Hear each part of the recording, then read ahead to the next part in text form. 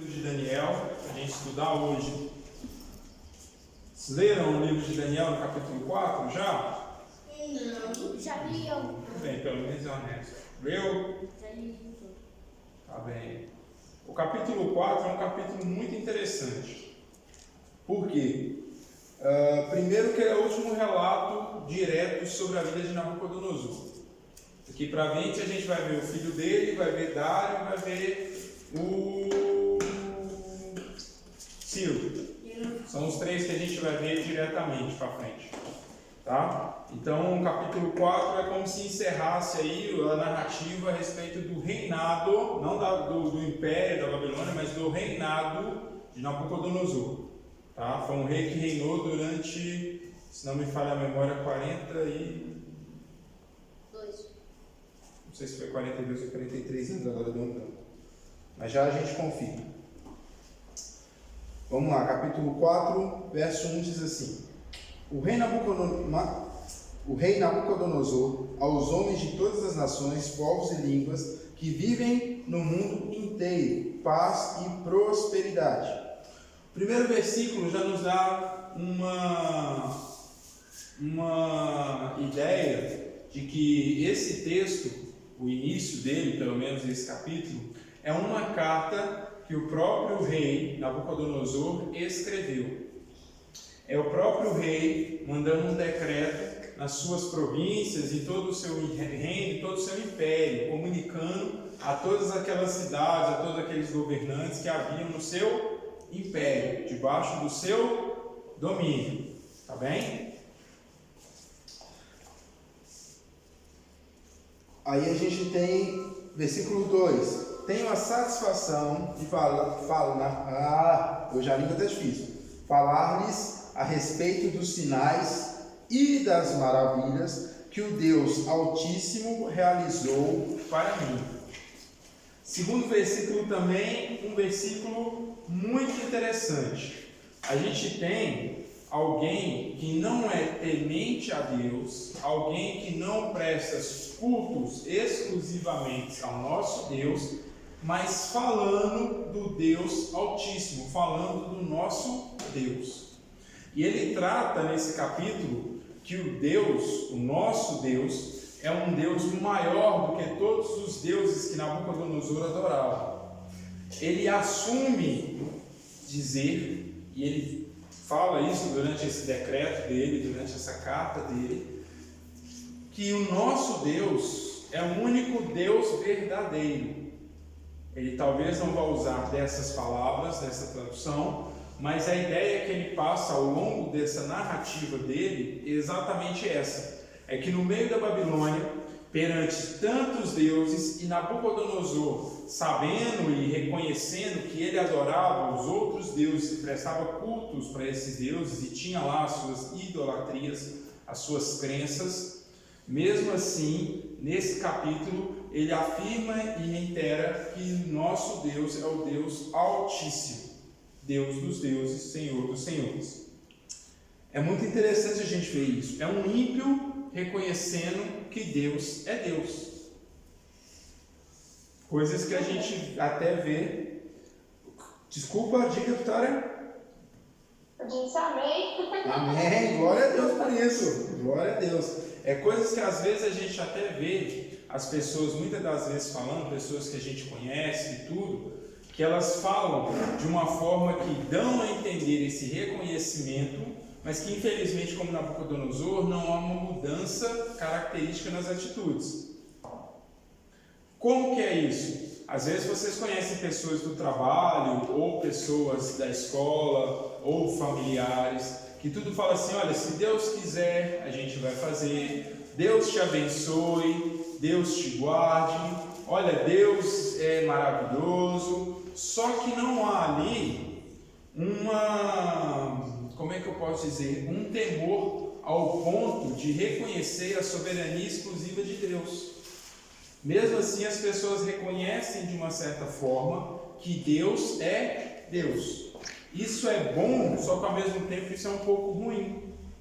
Porque ao mesmo tempo que isso é bom, que a gente vê as pessoas glorificando a Deus, as pessoas respaldando algumas situações, algumas crenças em Deus, a gente vê que às vezes as pessoas se acomodam apenas com isso. É como se Deus tivesse ali só uma porcentagem de participação na vida dessa pessoa. Ah, se Deus quiser eu faço.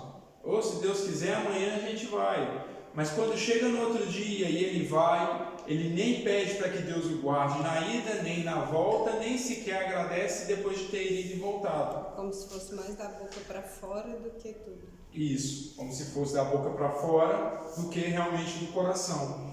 Isso a gente consegue observar no nosso dia a dia, e talvez vocês não observem isso com clareza, porque é uma coisa que se torna tão comum, tão natural, que Nabucodonosor, mesmo depois de experimentar algumas coisas, a gente ainda vê ao longo da história dele essa situação. A Bíblia aqui, ela não vai trazer um respaldo se Nabucodonosor abandonou os outros deuses ou não, mas a gente entende que até o fim da Babilônia, era uma nação, um império muito idólatra. Porque a Bíblia não relata diferença e mudança nas atitudes de Nabucodonosor, nem muito menos do teu filho. A gente só percebe que ele exaltou a Deus devido a uma situação que ele passou. Então a gente precisa ter atenção nisso. A nossa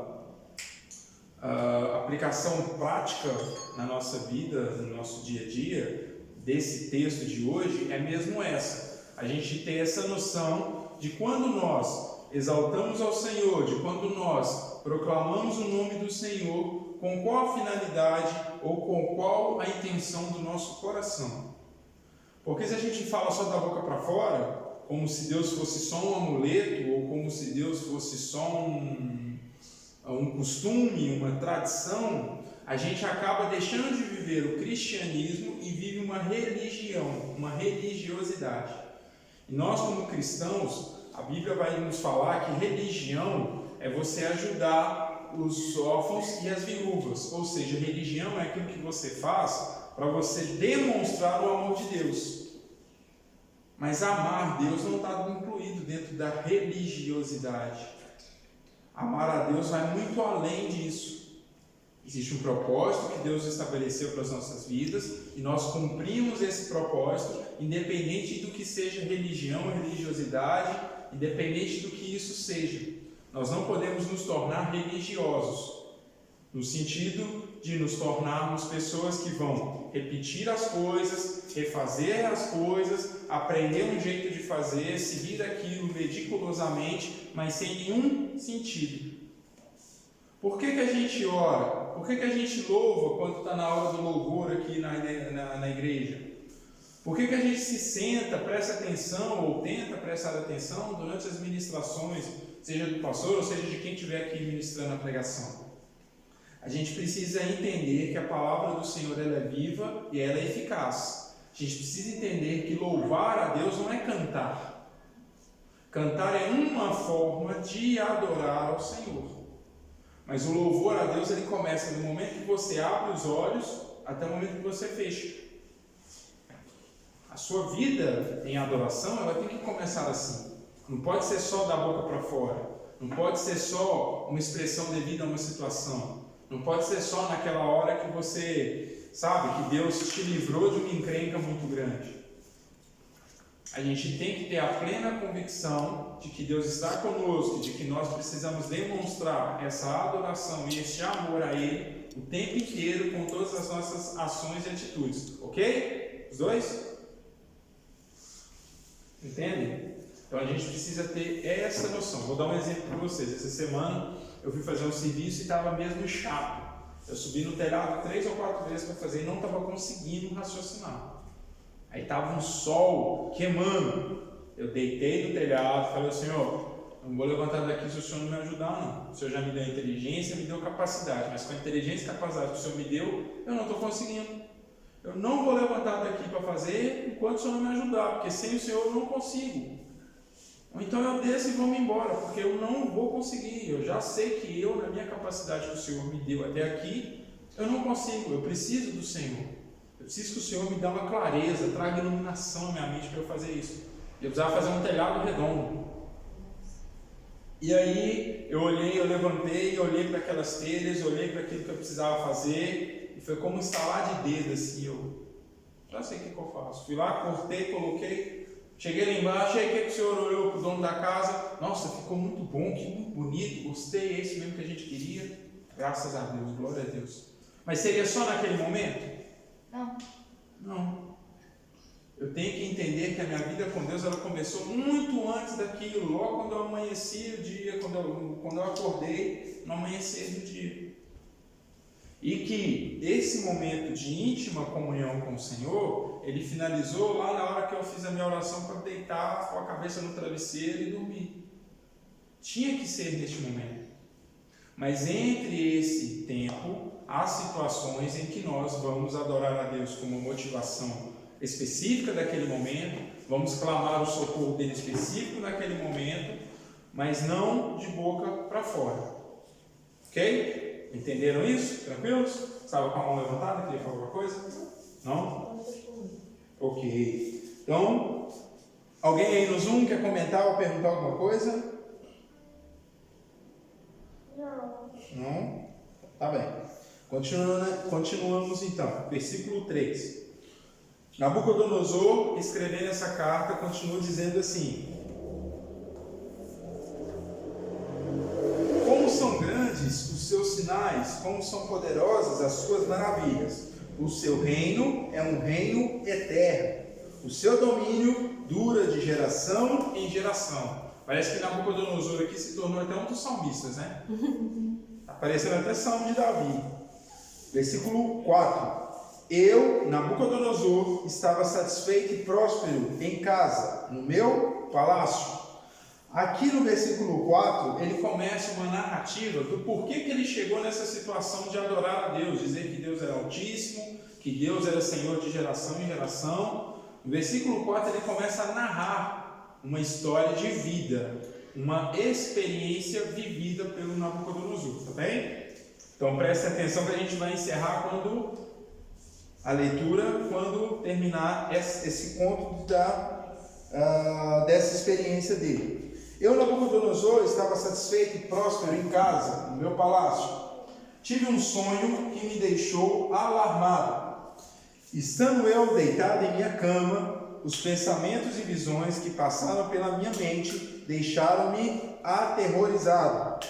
Por isso decretei que todos os sábios da Babilônia fossem trazidos à minha presença para interpretarem o sonho para mim. 7. Quando os magos, os encantadores, os astrólogos e os adivinhos vieram, contei-lhes o sonho, mas eles não puderam interpretá-lo. Parece que isso acontecia toda semana com Nabucodonosor, né? 8. Por fim veio Daniel à minha presença, e eu lhe contei o sonho. Ele é chamado Beltesazar, em homenagem ao nome do meu Deus. Está aí um dos motivos pelo qual eu disse que Nabucodonosor, mesmo reconhecendo a grandeza de Deus, não abandona os deuses dele. Porque se ele está fazendo essa narrativa no presente, contando aquilo que ele viveu lá no passado, e o passado é daquele momento para trás, ele ainda cita que Beltesazar é um nome dado a Daniel em homenagem ao, ele diz, meu Deus. Então é um Deus que ele ainda acredita, que ele ainda venera. Continuando no versículo 8. E o Espírito dos santos deuses está nele. É outra explicação do porquê Nabucodonosor não está totalmente interagindo com a palavra do Senhor. Porque ele diz que o que está sobre a vida de Daniel é o Espírito dos santos deuses, quando na verdade é o próprio Espírito Santo, Espírito de Deus. Ok? 9. Eu disse, Beltesazar, chefe dos magos, sei que o Espírito dos santos deuses está em você e que nenhum mistério é difícil demais para você. Vou contar-lhe o meu sonho e interprete-o para mim. Versículo 10. Estas são as visões que tive quando estava deitado na minha cama. Olhei e ali diante de mim estava uma árvore muito alta no meio da terra. A árvore cresceu tanto que a sua copa, ou seja, o topo da árvore, encostou no céu. era visível até os confins da terra. O que Nabucodonosor está querendo dizer com isso? Expressando grandeza. Olha, era uma árvore que eu jamais consegui ver, e a impressão que a gente tinha é que ela já estava chegando no céu, e que qualquer pessoa da face da terra poderia ver essa árvore. Essa é a expressão que ele está usando. Significa que ele viu uma árvore realmente muito grande. Tinha belas folhas, muitos frutos, e nela havia alimento para todos. Debaixo dela, os animais do campo achavam abrigo, e as aves dos céus viviam em seus galhos. Todas as criaturas se alimentavam da árvore. Versículo 13. Nas visões que tive, deitado em minha cama, olhei e vi diante de mim uma sentinela, ou seja, um anjo que descia do céu. E ele gritou em alta voz: derrubem a árvore e cortem os seus galhos, arranquem as suas folhas e espalhem os seus frutos. Fujam os animais debaixo dela e as aves os seus galhos. Mas deixem o toco e as suas raízes, presos com ferro e bronze.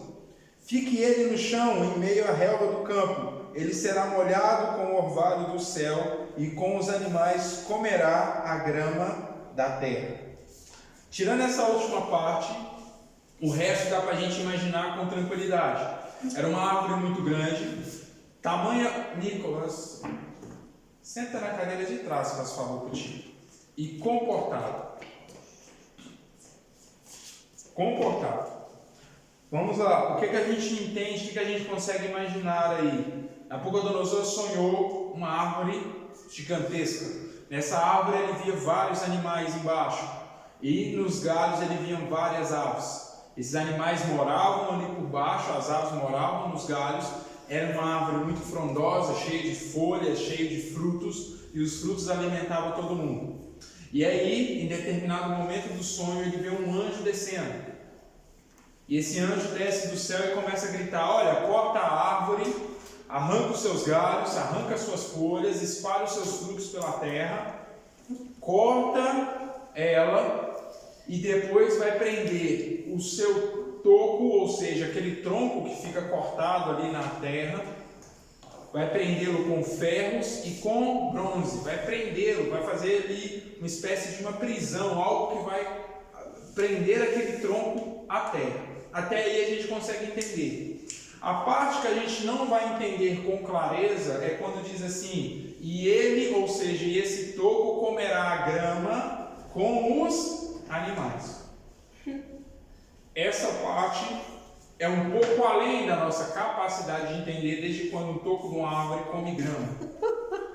Só que isso, na visão de Nabucodonosor, vai trazer a ideia de que, sabe quando existe musgo, aquele verde, que é como se fosse ali um fungo, uma coisa assim, e a grama também, e aquilo vai tomando conta de tudo? E de repente ali uma pedra que havia, ela já está tão coberta com musgo, um toco de uma árvore está tão coberta com musgo, que você já não vê mais o toco, já não vê mais a pedra, você vê só ele, só aquela, como se fosse só uma extensão da grama. É mais ou menos essa visão que Nabucodonosor conseguiu enxergar. Ele não viu um toco com a boca comendo a grama. Na visão de Nabucodonosor, tá bem? É para que vocês entendam com clareza aquilo que ele sonhou, para vocês não começarem a imaginar uma coisa um pouco distorcida. Na hora que chegar a revelação dos sonhos, vocês vão entender ponto a ponto o que ele sonhou. Mas a princípio a visão, ou seja, aquilo que ele viu no sonho, é mais ou menos isso. É como se a grama tomasse conta daquele toco e cobrisse-o, a ponto dele se tornar como se ele estivesse ali se alimentando daquela grama, no sentido de que a grama brota nele ali e o toco começa a puxar o líquido ali da terra com as suas raízes, a absorver o orvalho, e como tem um musgo por cima, aquele orvalho cai e fica depositado ali por um longo período de tempo, mantendo aquele toco vivo. Aquela árvore que já foi cortada, mas ainda mantém com as raízes vivas. Tá bem? Continuando então. Alguma dúvida, questionamento, perguntas no Zoom? Alguém? Onde é que a gente está? 17. 16. Não, 16, desculpa. 16 diz assim: a mente humana lhe será tirada, e ele será como um animal até que se passem 7 tempos. A mente humana lhe será tirada, e ele será como um animal até que se passem 7 tempos.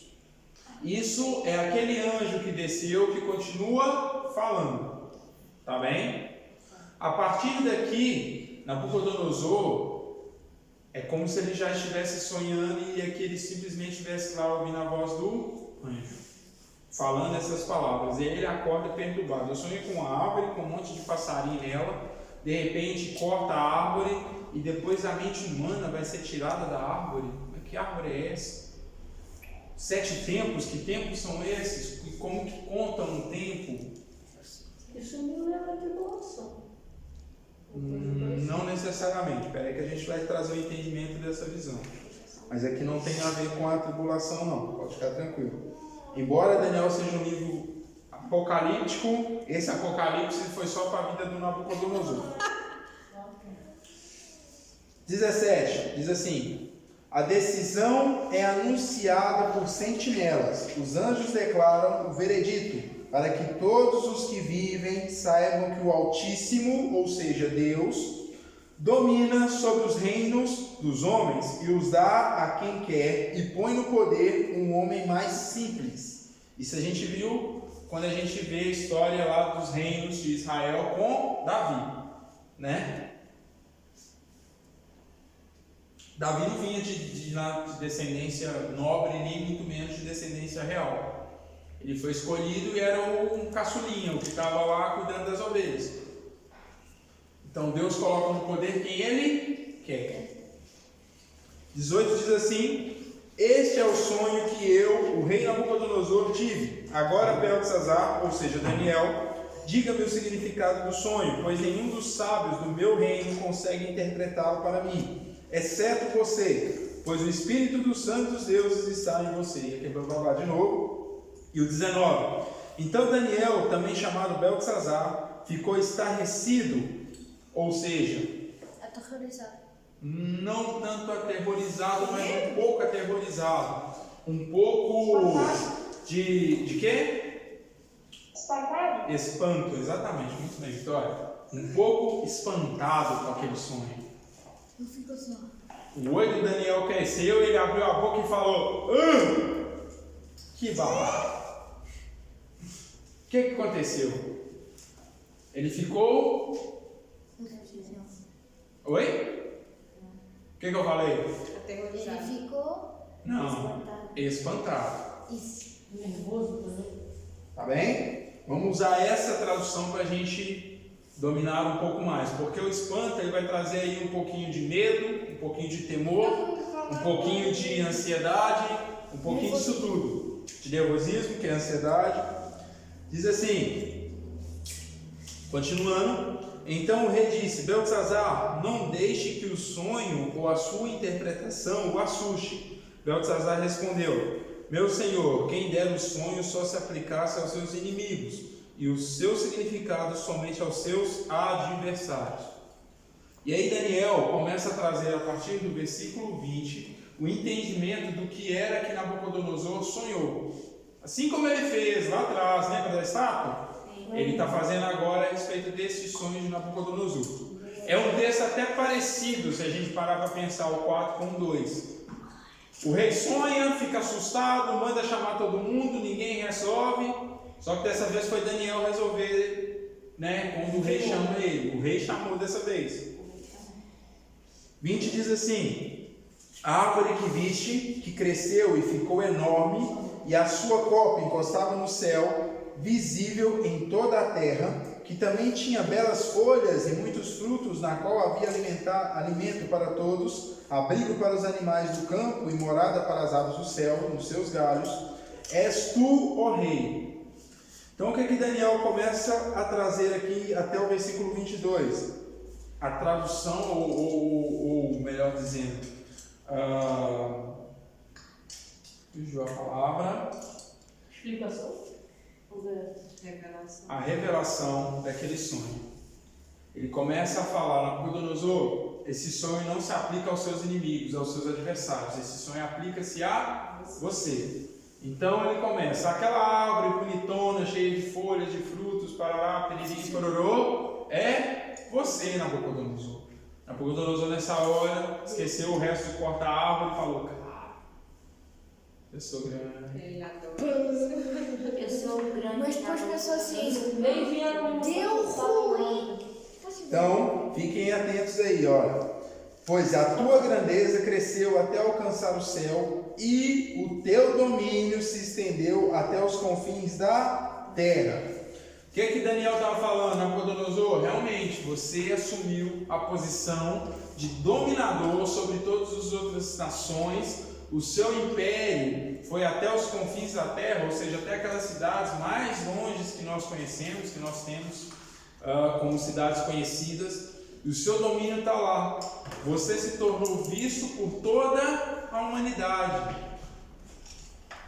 Só que Nabucodonosor tem um porém. Daniel começa a relatar isso a partir do verso 23. Diz assim: E tu, ó rei, viste também uma sentinela, o anjo que descia do céu e dizia: derrubem a árvore e destruam-na, mas deixem um toco e as suas raízes, presos com ferro e bronze. Fique ele no chão, em meio à relva do campo, ele será molhado com o orvalho do céu e viverá com os animais selvagens, até que se passem 7 tempos. Esta é a interpretação, ó rei. Este é o decreto que o Altíssimo emitiu contra o rei, meu senhor. Diga, filho. Vai lá. O que Daniel fala? Nabucodonosor, apesar dessa árvore bonitona, toda cheia de frutos e tudo mais, ser você e você ser mesmo todo poderoso, entre aspas, tá bem? O imperador mais poderoso da terra. No entanto, esse anjo desceu, e ele desceu com uma autoridade que não era dele, Nabucodonosor. Ele desceu com a autoridade do Deus Altíssimo, ou seja, Deus decretou uma ordem contra você, Nabucodonosor. Ele deve ter. O próprio Deus emitiu um decreto contra o rei Nabucodonosor. E os anjos vêm trazer esse decreto. Essa foi o início aqui do significado daquele sonho de Nabucodonosor. Quando os anjos vêm, Daniel fala: esse foi um decreto que o próprio Deus fez contra Nabucodonosor. Aí a Nick falou assim: what? Mas é por causa dos termos que eu usei.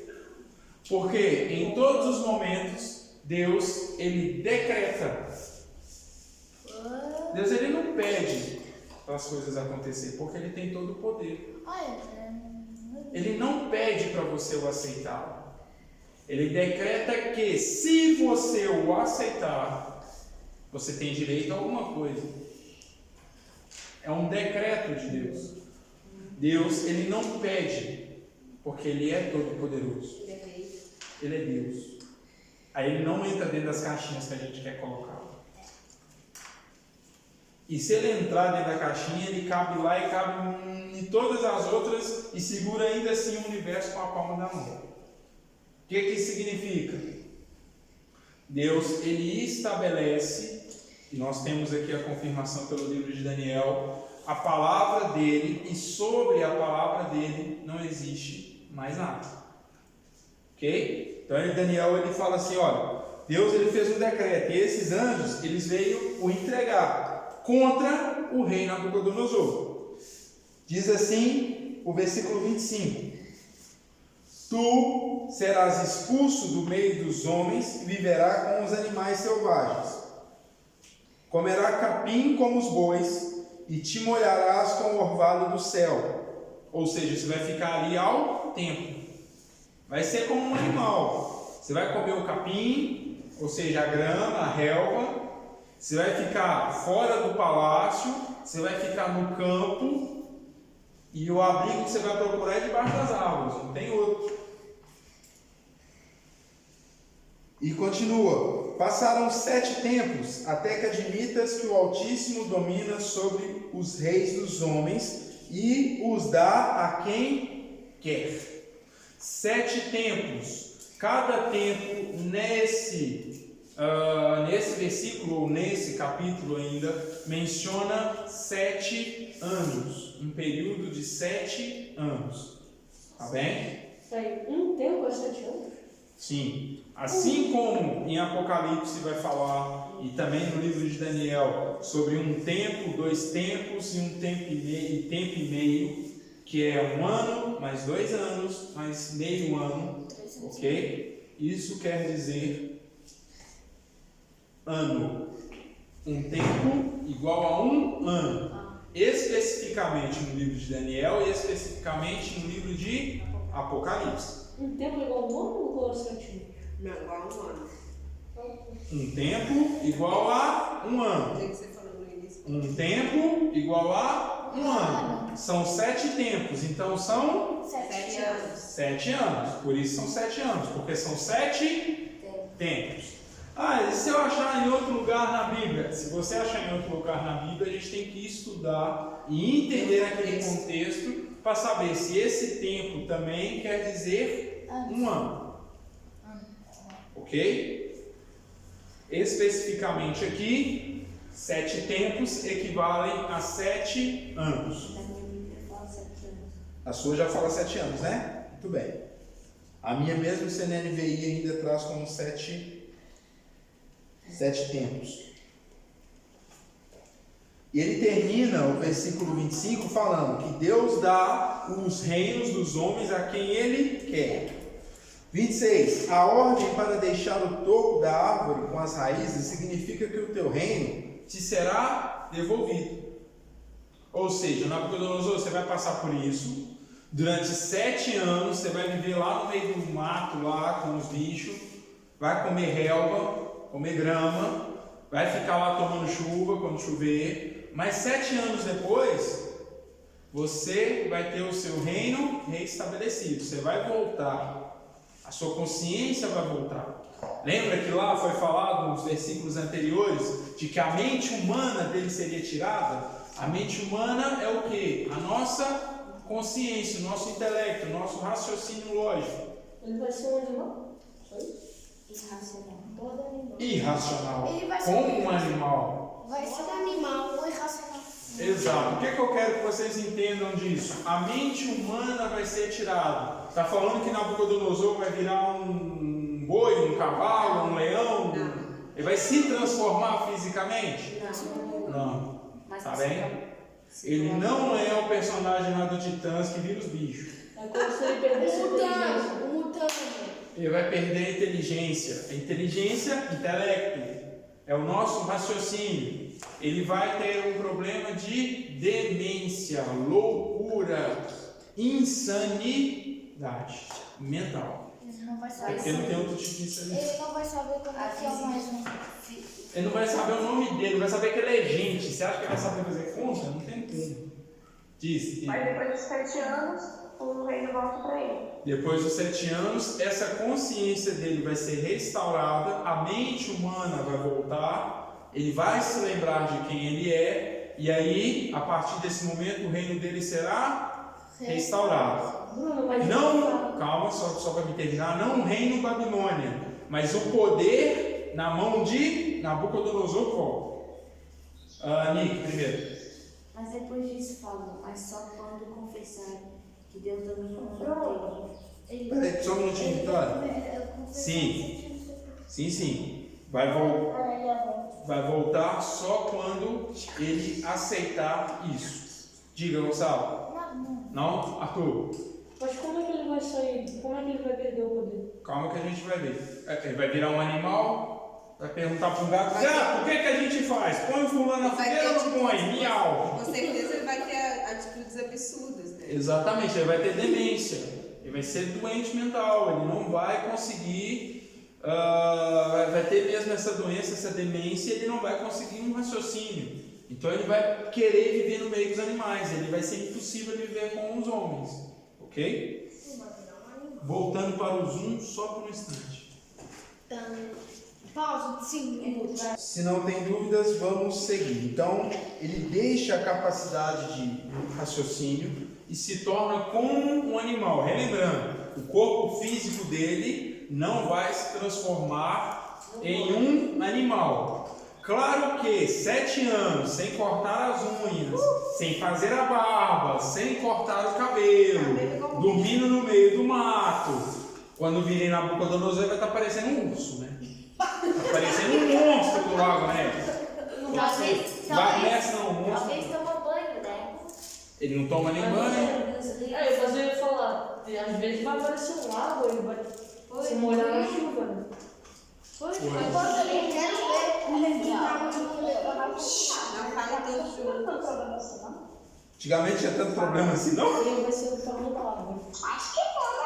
Pensa lá, 7 anos sem você cortar a unha. Se eu ficar uma semana sem cortar as minhas, eu já me atrapalho. A unha vai ser do tamanho da árvore que ele viu no Eu sonho. ficar Eu queria fazer 3 vezes sem cortar a unha, parece que são garras. Então, Exatamente. Então, a aparência dele ia ser mesmo uma aparência física que lembra um animal, por causa disso. Não cortava cabelo, não fazia barba, não cortava unha, já não vivia de roupa, já, sabe, todo sujo da mata. O que que significa? Vai assustar alguém, né? Imagina ele ouvindo isso que Daniel dá a revelação. Pois, mas aí é que tá. Olha a diferença, olha o aviso, olha o sonho que ele teve, ele ficou assustado, não ficou? Não foi isso que a Bíblia fala? Sim. E ele mesmo tá falando? E Daniel vem e traz a revelação. Só que agora, um pouquinho mais para frente, a gente vai ver aquela dica, famosa dica, aquele famoso conselho que a gente sempre dá E a pessoa faz tudo ao e a contrário. pessoa não faz. É sempre assim. Tá? Fica olhando, ó.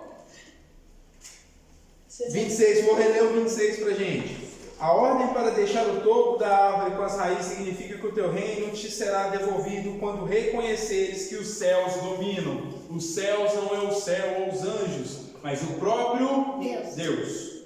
Tá bem? Daniel quis dizer que não é os reinos dos homens ou a terra em si que domina alguma coisa, Nabucodonosor. Quem exerce domínio soberano é só o Deus. Ok?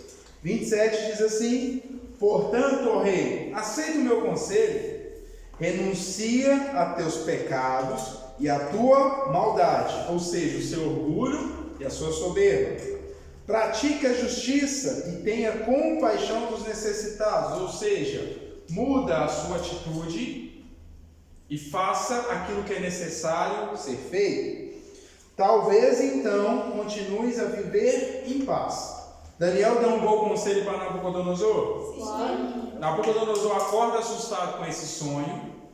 Depois, Daniel relata para ele o sonho, que provavelmente ele ficou mais assustado ainda. E ainda dá esse conselho para ele: Nabucodonosor, faz assim, cara. Reconhece que você está errado, reconhece que você é orgulhoso demais, soberbo demais. Reconhece que você precisa ser mais justo, faz as coisas certas. E talvez Deus vai olhar para você e vai falar: ei, ele está tentando, eu vou quebrar o galho dele. É como se Daniel estivesse falando assim para Nabucodonosor.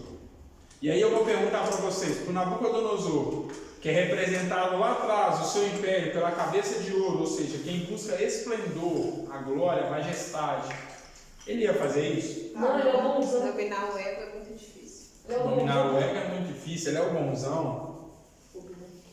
Esse cara sou eu. Esse cara foi ele. O que acontece?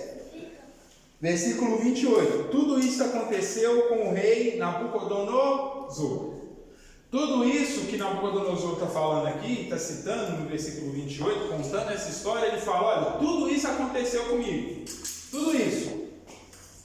Tudo o que eu sonhei, falei, tal, aconteceu. Aí aconteceu outra coisa. Olha a partir do 29. 12 meses depois, quando o rei estava andando no terraço do palácio real da Babilônia, disse: Acaso não é essa a grande Babilônia que eu construí como capital do meu reino, com o meu enorme poder e para a glória da minha majestade? Olha o que Nabucodonosor faz. Um ano depois que ele ouviu isso, ele está passeando lá no terraço do palácio, curtindo aquele jardim suspenso da Babilônia, aquela glória toda da Babilônia. E aí Nabucodonosor deve ter enchido o peito e falado assim: por acaso eu não sou o cara? Não fui eu, Nabucodonosor, quem fez? Eu estava vendo algumas coisas relacionadas à história da Babilônia, que ele se casou com uma princesa média não de estatura, tá? Média, lembra da média? Persa, pronto, isso. Ok? Uma princesa Medo, ok? É média de estatura. Então o que acontece? Ela morava em regiões montanhosas e ele quis fazer um jardim suspenso, e a história fala isso, traz-nos esses relatos, onde que esse jardim era para que ela ficasse ali mais, digamos, mais confortável, lembrando daquilo, porque a Mesopotâmia é uma região muito plana, muito certa. Aí, cada tijolinho nas calçadas da Babilônia estava escrito assim: o rei Nabucodonosor fez isso, sou eu. Ai, não. Cada tijolo. Ele pisou na bola de É como se cada cerâmica desse chão aqui tivesse uma escrita. E naquele tempo, naquele reino, naquela cidade estava escrito: Nabucodonosor fez isso, sou eu. Eu, Nabucodonosor, fez isso. Em outras traduções. Mas Quem que lê o que está no chão? A calçada da fama veio daí. Tem algumas coisas. Tá vendo como é que eu falo que muitas coisas de hoje veio do antigo e a gente não lembra? A calçada da fama vem daí. Mas em Israel também eles tinham o costume de fazer escritos nas pedras. Calma. Sim. Não diretamente. Fala assim, não, olha, o pessoal lá na Babilônia fazia, mas começou esse costume na Babilônia, escrever lá na pedra e tal, e aí trouxeram essa ideia ano após ano e chegou até o que é hoje. Pôr os monumentos no chão, a calçada da fama. Diz Ana. Antigamente também o povo começou aí na Babilônia, mas o povo de Israel fazia identificações nas pedras. Escreviam algumas coisas, tem algumas indicações que são descobertas. Mas aí nas pedras, o que o povo, a Débora está falando que o povo de Israel escrevia nas pedras, sim. Mas aí quando escrevem nas pedras, eles escrevem orações. Sim, orações e indicações também de local, tal lugar, aconteceu isso. Ah, tá, mas isso já é mais novo, sim. Entendi. Como um lugar para marcar. Sim, mas isso a gente está trazendo no sentido de puxar para si a glória. Então olha como é que é interessante. A gente só tratando disso bem rapidamente, nos dias de hoje, chega lá em Hollywood, tem lá a calçada da fama, que nada mais é do que a calçada lá da Babilônia. Diz Arthur. Mas é o que eu tô falando, porque às vezes a gente olha assim, pega um pedaço de chão e às vezes vem escrito por trás da onde veio o pedaço de chão, mas não, ele fez literalmente todos os fabricantes lá de chão escrever que ele é o grande, basicamente. Exatamente. Nada pra cima, assim, pra todo mundo. Exatamente. Ai, eu fico imaginando o trabalho. Ele se autoproclamava como se fosse um Deus. Exatamente. Ele falava de si mesmo. Eu sou o cara. Eu sou o Deus daqui. Eu sou o cara. Vitória, queria comentar mais alguma coisa? Não. A aula para você valeu pela calçada da fama, hein, Vitória?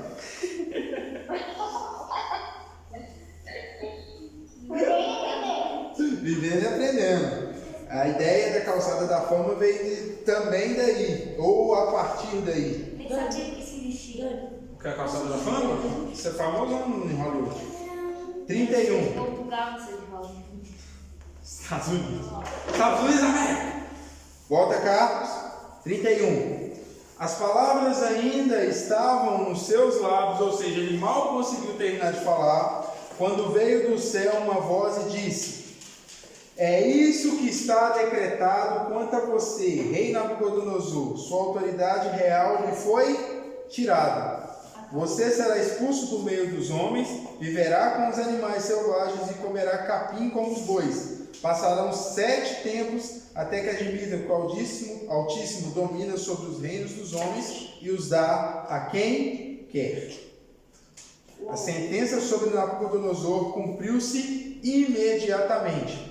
Ele foi expulso do meio dos homens e passou a comer capim como os bois. Seu corpo molhou-se com o orvalho do céu, até que os seus cabelos e pelos cresceram como as penas de uma águia e as suas unhas como as garras de uma ave. De um gavião. No seu disco como um gavião. Pronto. Então o que acontece? Nabucodonosor se banhou na glória. Eu sou o cara, eu que fiz isso tudo e tal. Do nada, ele só escuta a voz falando assim: Nabucodonosor perdeu, Playboy. Muito bom. Muito bom. Esse reino não é mais seu. Aconteceu isto. Dad. O que acontece? Imediatamente tem a sua mente, o seu intelecto é tomado e ele começa a agir como um animal. Ele começa a agir de uma forma louca, de uma forma demente.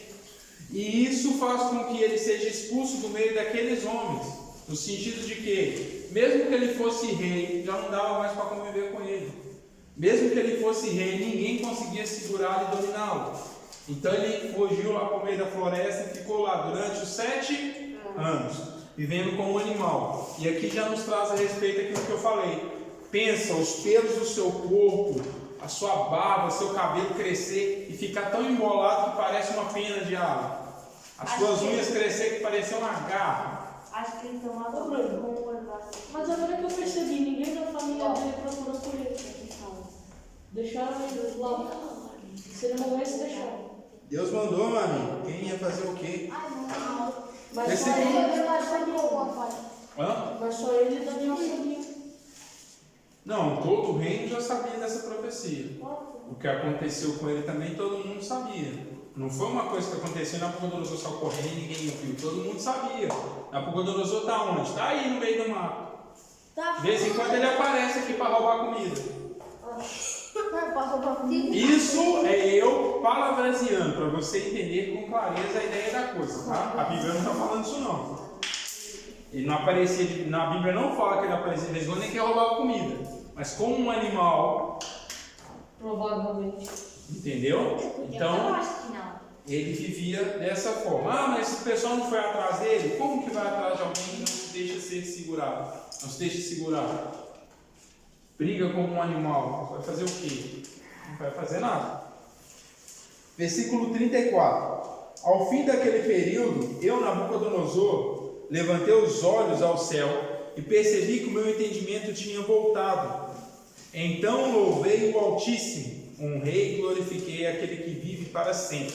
O seu domínio é um domínio eterno e o seu reino dura de geração em geração. Ele começa lá em cima no topo, no início da carta, no início desse decreto, falando exatamente isso. Deus é Altíssimo, seu reino dura de geração em geração, seu domínio é um domínio que dura eternamente. Todos os povos da terra, versículo 35, todos os povos da terra são como nada diante dele. Ele age como lhe agrada, com os exércitos dos céus e com os habitantes da terra. Ninguém é capaz de resistir à sua mão, nem de dizer-lhe o que fizeste, ou o que você fez, Deus. O que Deus questiona lá para Jó? Jó, onde é que você estava quando eu criei alguma coisa? No sonho. Jó. Senhor? O que Nabucodonosor está falando aqui? Exatamente isso. Deus é Deus, Ele faz o que quer, a hora que quer, e Ele não tem que dar satisfação de nada para ninguém. Nabucodonosor passou por todo esse processo e ele teve que reconhecer exatamente isso, para que dele fosse quebrado aquele orgulho, aquele soberba dele. Se ele estava achando que ele era o cara, foi quebrado. Só que isso, se a gente parar para pensar, é uma coisa que acompanhou a Babilônia a geração a geração, desde o início que ela foi fundada. Lembra onde que a Babilônia foi fundada? Lembram? Não? Lá em Nimrod. Não, Nimrod era o nome de um homem. Sim, mas Sim, foi lá na Torre de Babel. Mas ele que cabeçou tudo. Sim, lá para o Nimrod, sim. Ele começa com a mesma soberba. A gente vai chegar no céu, essa torre vai ser muito alta e nosso nome vai ficar conhecido. Famoso. Eles chegaram primeiro na torre? Não como na Torre de Babel. Aí, o que acontece? Lá na Torre de Babel, Deus espalha todo mundo. Não, mas eu sei que ele tá Começa a falar. Não fala em jogo. Presta atenção, um de cada vez. Eles não terminaram a torre. O que Deus faz? Espalha aqueles homens pelo mundo, separa as línguas e automaticamente eles se espalham, né? Pisa. Não, na época de Nimrod eu sei que não terminaram a torre, mas depois. Não. Nabucodonosor. Não. A torre foi a. Deve ter caído, Deve boa. ter caído. Pensa assim, começou lá 1390 e alguma coisa antes de Cristo. Aqui a gente está no ano 605, quando Nabucodonosor treta lá com a Judéia. Quando ele entra lá para invadir Jerusalém, é 605. Já passou por aí 600 e tantos anos. Quase 700 anos. Então a gente tem esse contraste de um longo tempo. E depois que aquilo não deu certo, todas as pessoas se espalharam. Quem é que ia ficar para construir? A meia dúzia que ficou para trás? Não ia construir aquela cidade sozinhos. Mas é a mesma Babilônia. A Torre de Babel, ela é fundada e logo após esse fracasso, ela continua a ser erguida como uma cidade, não mais como uma torre. Então a Torre de Babel é a própria Babilônia. É a própria cidade da Babilônia. Aquela torre era mesmo uma cidade que eles queriam fazer, porque eles queriam erguer ela de tal forma que se tornasse um monumento. Então a gente vê que a soberba daquela nação, daquele início, vem sempre a mesma. Ele sempre quer se colocar no lugar de Deus e sempre quebra a cara. Deus sempre intervém. Por quê? Deus está no alto e sublime trono. O que ele faz, ele não tem que dar satisfação para ninguém. Só que existem alguns momentos onde o ser humano passa dos limites. E aí Deus fala assim, chegou no limite, né? Agora eu vou ter que cortar a onda. Não foi assim? Lá antes da torre, na época de Noé, não chegou no limite que Deus falou assim, o mau cheiro dessa humanidade está chegando aqui e eu já vou acabar com isso? Depois não foi a mesma coisa com a Torre de Babel? Depois não foi a mesma coisa com o povo de Israel? Olha, a iniquidade chegou no limite, vai para o cativeiro. Agora é a vez da Babilônia, de Nabucodonosor. Chegou no limite, Nabucodonosor, que vou ter que cortar para Cristo.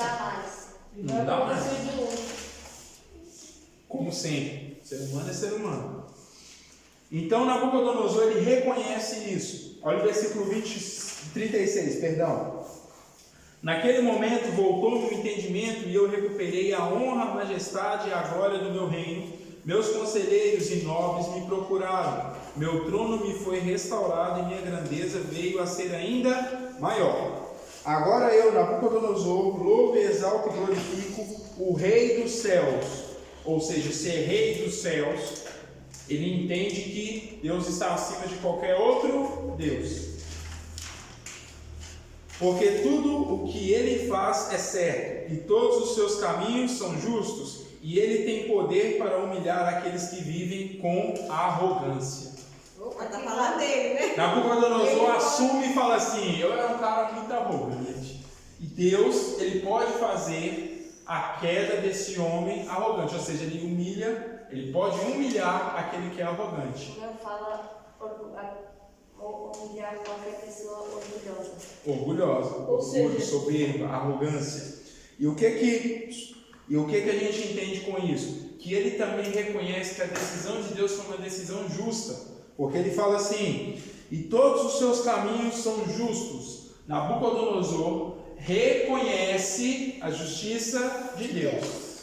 E para a gente concluir, a gente não tem aqui, como eu disse, porque já está até por causa do horário, a gente não tem aqui uma expressão de uma forma total que Nabucodonosor abandonou os seus deuses e exaltou e glorificou apenas ao Deus Todo-Poderoso, ao nosso Deus verdadeiro, Deus único.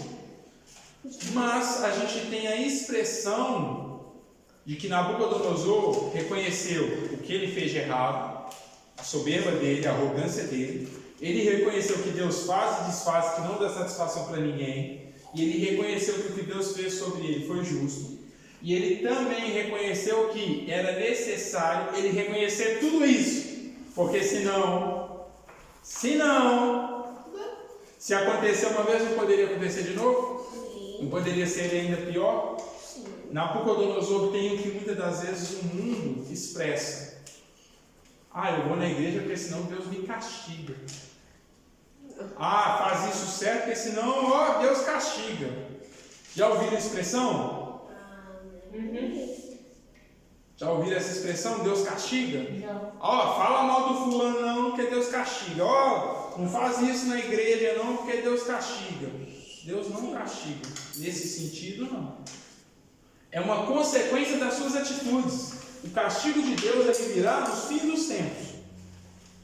Ou em ocasiões onde Deus precisa tratar individualmente com uma pessoa através de ensinamento.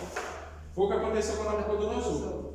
Castigo de Deus, ele vem a partir do momento que a gente vai ver e presenciar, tanto em Daniel quanto lá em Apocalipse, o lago de fogo, para onde vai ser mandado Satanás, a besta, o falso profeta, o anticristo, os anjos caídos, os demônios, o que vocês quiserem de mal, vai parar lá dentro. Lago de fogo. Esse é castigo. Isso não. A Bíblia fala que esse é o momento da ira de Deus. Ponto. Agora, o que às vezes acontece, que as pessoas fazem e recebem ali uma reação daquela atitude que eles tiveram, é a consequência daquilo que a gente planta.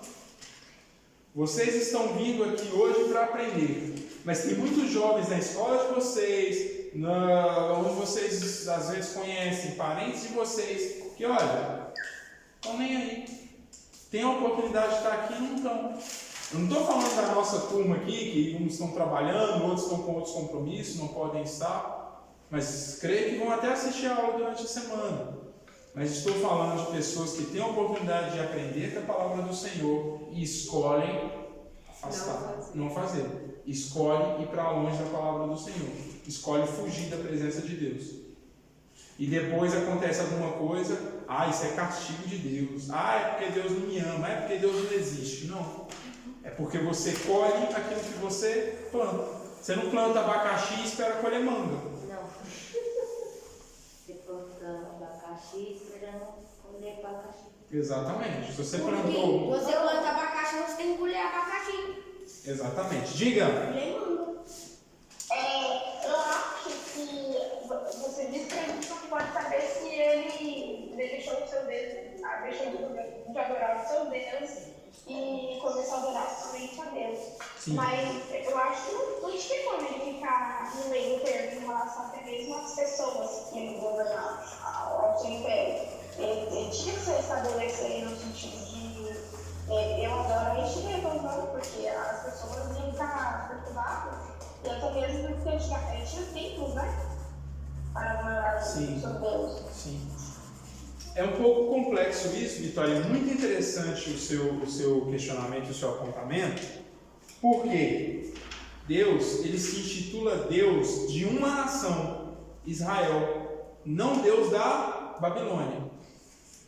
Ele tem como nação que tem que adorar e seguir os seus preceitos Israel. E a partir de Israel e do que Israel ensinasse às outras nações seriam convencidas de que Deus é Deus. E a gente até presencia, de certa forma, isso aqui na Babilônia através da vida de Nabucodonosor. Ele realmente reconhece que Deus é Deus. Só que, pela Babilônia continuar sendo a Babilônia que é, a gente entende que Nabucodonosor, ele reconheceu que Deus é Deus, mas que ele não queria um relacionamento profundo e exclusivo com Deus. assim como Daniel, assim como era explícito para os judeus terem. A gente nota isso com as partes da narrativa, onde ele fala o meu Deus lá atrás, e que ele também sempre fala que Daniel, ele tem o espírito dos santos deuses. Esses santos deuses, ele engloba ali um bocado de Deus, um bocado de divindade que ele crê. E depois a gente vai ver, no decorrer também da história, do filho dele, que assume o trono, e a gente vai ver isso também na história da Babilônia. A Babilônia não se converte a Deus. A Babilônia, Nabucodonosor, ele não faz o ritual simbólico, aquela aliança simbólica que foi estipulada por Abraão, que é a circuncisão. Então é como se os tempos de hoje fosse como se Nabucodonosor se tornasse um católico, se tornasse alguém que frequenta uma igreja evangélica, mas ele não se tornou de fato um cristão. Já conhecem pessoas que vêm todas as vezes na igreja, sempre está aqui, às vezes está aqui mais do que os crentes, mas ele não aceitou Jesus como único e suficiente Salvador. E eu não estou falando aceitar Jesus como único e suficiente Salvador, vindo aqui na frente e repetindo uma oração, uma confissão, uma oração confessionária. Não é isso. Eu estou dizendo que no seu interior, no seu coração, ele não consegue convencer-se de que Jesus Cristo é o único e suficiente para ele.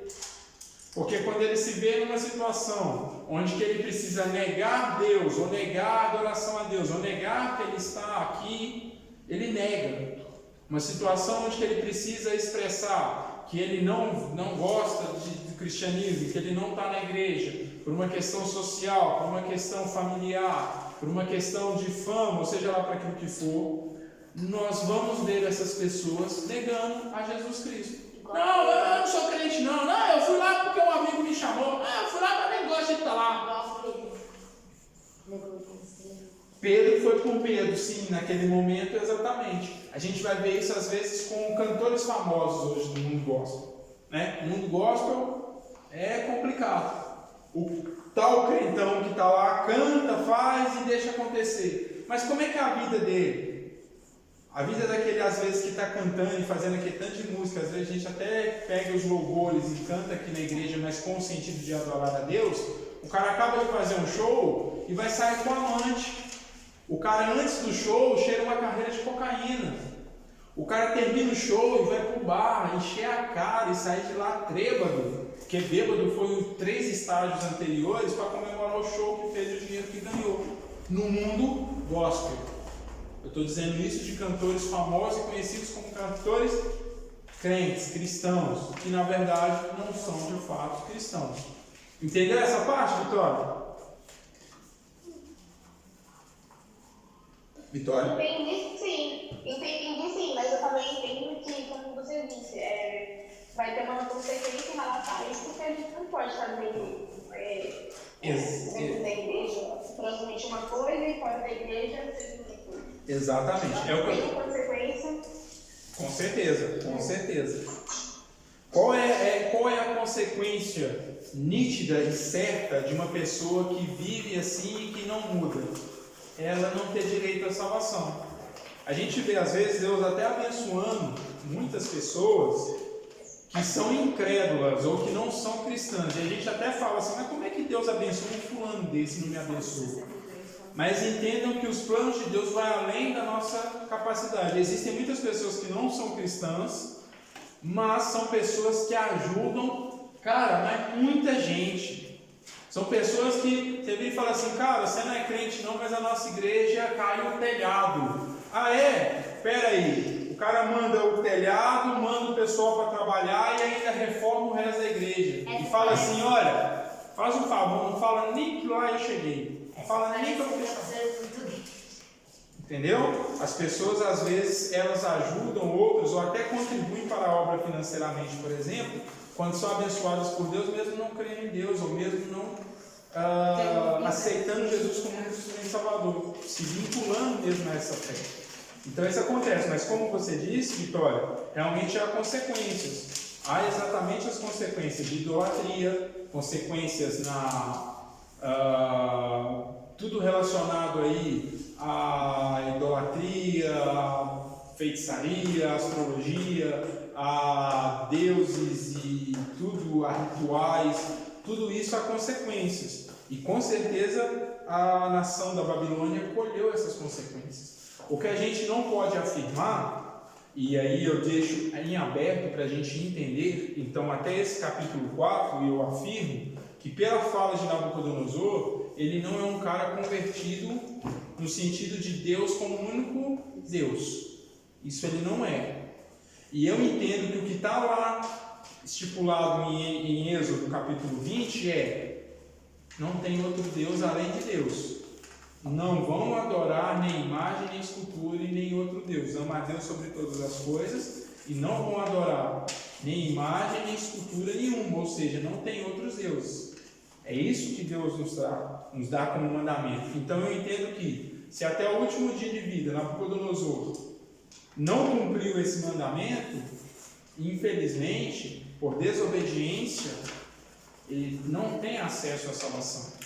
Mas eu entendo também que a Bíblia não afirma isso. A gente afirma que ele estava aqui talvez por um processo. Mas a gente vê a Babilônia, ao longo da sua história, até a sua queda, sendo uma nação idólatra.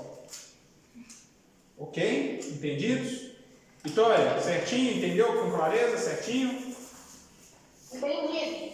Ok. Gessé, tá bem aí? Tranquilo? Sim, entendi. Yaya?